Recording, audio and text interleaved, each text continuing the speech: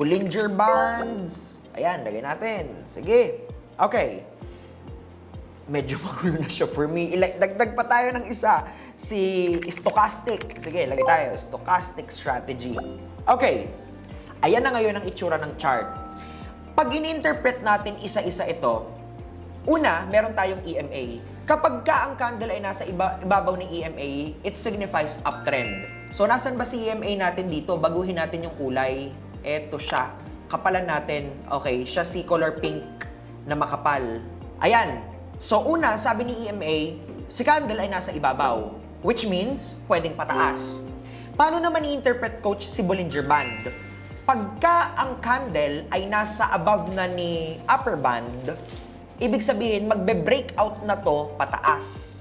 Okay? Pag nag-i-squeeze naman yung band, ibig sabihin, may possibility na tataas yung volatility at any moment.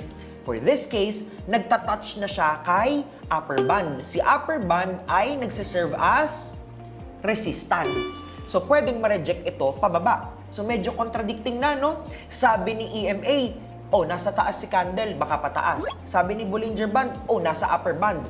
Dahil resistance na yun, baka pababa. Ngayon, anong sabi ni stochastic? Si stochastic ay nasa upper band na rin. Ibig sabihin, overbought na raw si market. So, sabi ni stochastic, bababa na yan si market. So, nakita niyo yung tatlong indicator. Ang sabi ni EMA, magdadire-diretso pataas. Ang sabi ni Bollinger Band, bababa. Ang sabi ni stochastic, bababa. Coach, sino ba dapat yung susundan natin? Di ba medyo nakakalito na siya? At pangit siya tignan sa chart. Well, alisin natin ngayon tong mga indicator na to at i-analyze lang natin ang market by price action. Okay, as simple as, plot the support and resistance. Okay, plot tayo ngayon dito ng, meron tayo ditong trend line and then meron din tayo ditong trend line. And then, meron din tayo ditong support sa area na to. Okay, balik pa tayo ng konti. Okay, ano na yung next na tatargetin niya? Meron din sa area na ito. Okay, so kung makikita nyo, by just looking at the chart, anong sabi ni trendline? Pataas.